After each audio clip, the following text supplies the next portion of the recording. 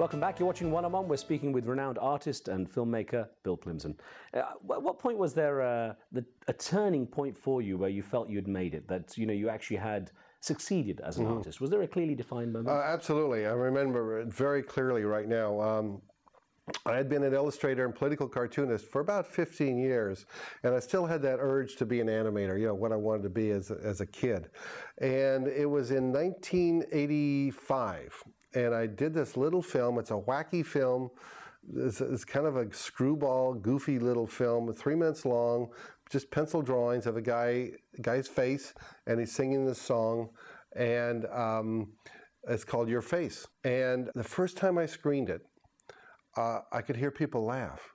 And the magic part about it was, since I've been doing magazines and newspapers, I never heard people laugh at my work before because it was subscription or people looking at their homes. So when I heard people laugh, I just almost lifted out of my seat like, oh my gosh, what is this sound? And so that night, I walked home in a cloud, and I called all my newspapers and magazines, and I said, I'm leaving print. No more newspaper cartoons, no more illustrations. I'm going into animation. And they all said, you're crazy. Don't you know animation is dead? You'll come crawling back on your hands and knees in 6 months. I said, no, I really think I can be an animator. And that film, that stupid little film, went on to get nominated for an Oscar, was in Cannes, the Cannes Film Festival. Was sold to MTV and all the channels, BBC, and I made money on it, and it's been great ever since. And that was really the turning point in my life, I think. And just to hear that people applaud and laugh was such a magical experience. What else do you see as defining moments? What really stands out? Well, the first feature film, The Tune. I had put together a bunch of shorts. This was 1989, I believe. How to Kiss, 25 Ways to Quit Smoking, one of those days. Put them together on a video cassette. And I put together, it's like 60 minutes. I go, holy cow, 60 minutes of short films in 4 years. I could make a feature film. So I got together with my musician, Maureen McKelleran, who's done music. She did the music for Your Face. We were in a band together, played around New York City.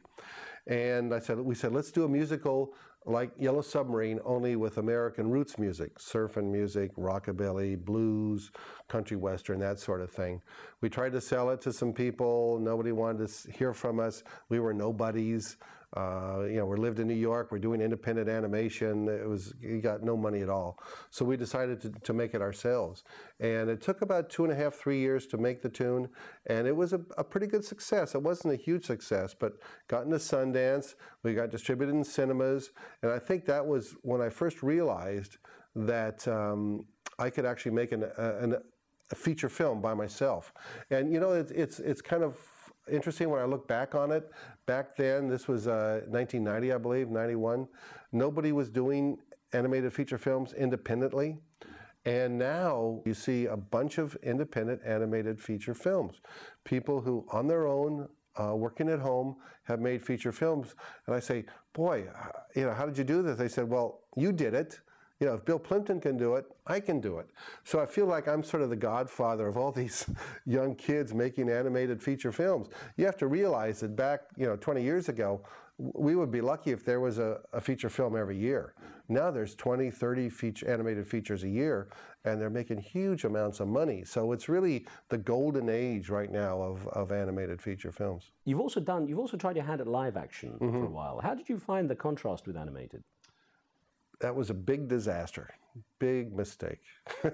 I lost a lot of money on it. I mean, it was fun because I got to deal with people every day, working on the set. You made a lot of friends and this party and everything, but the films were not a success. I self-financed them, and actually they're now starting to finally come out on DVD, but I lost a lot of money on those. The animation is what I do best, and I'll probably stick to animation from now on. You've talked about getting that great feeling when you heard laughter for the first time and so on. What about the opposite? How do you handle critics? A lot of people don't look at their reviews. I do, and I think it is important, although I don't agree with all the critics that when they critique my stuff. I mean, a lot of people say I'm the sex-crazed idiot. I can't tell a story, but I take it seriously. and I try to make the films as good as I can. And even if fans come up to me and say they have a complaint, I do take it seriously. And I'm a populist. I love Frank Capra.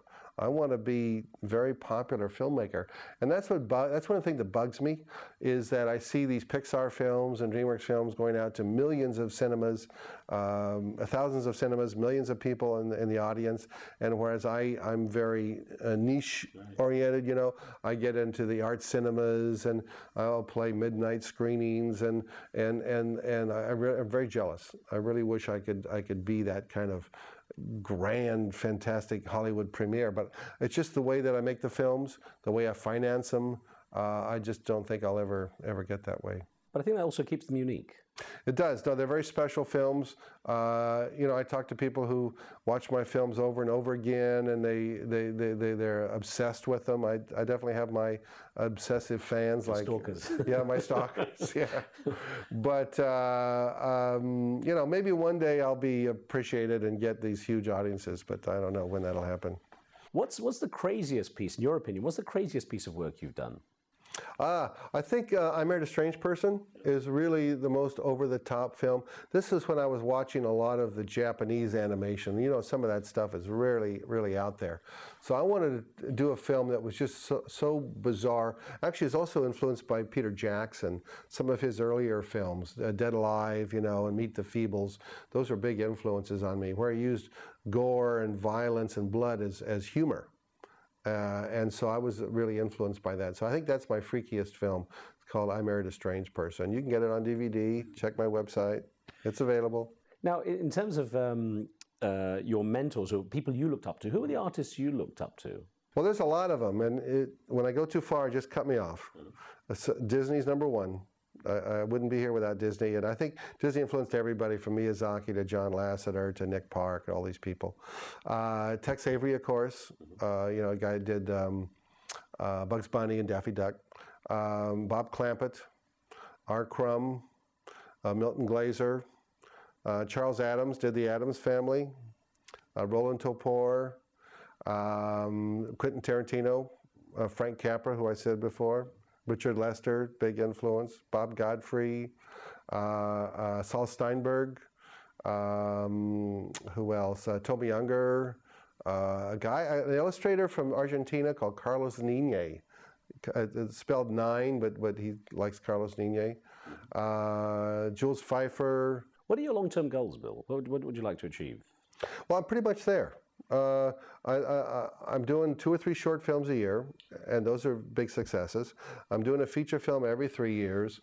I'm touring the world with my films, getting to meet great people. People love my films. I make a living. You know, I'm not rich or anything. I'm not like Pixar, but I make a living, and I don't know. I'm pretty happy. Well, and what about any outstanding projects? Anything you've got in mind, which you've been wanting to get your hands on to do, but you just haven't had a chance up to now? Well, you know, one of my real dream jobs, dream films would be take the Beatles music and do a Fantasia kind of thing with all the great Beatles music. Now, I wouldn't do it all. I'd you know, bring in some other animators to do each song, so it'd be a different style for each one. But I heard that there are other people are trying to do that, and it's not an original idea. And Paul McCartney's very particular about who touches his stuff, so that'll probably never happen. But that is something. At night, I'll say, "Oh, wouldn't it be great?" You know. What's your legacy going to be? What do you think people will remember you for? Well, that's a good question. I think that I was a different artist. I was special. I had a unique style, a unique sense of humor. I think it's pretty universal. I think it's evergreen. I think that I don't deal in topical issues.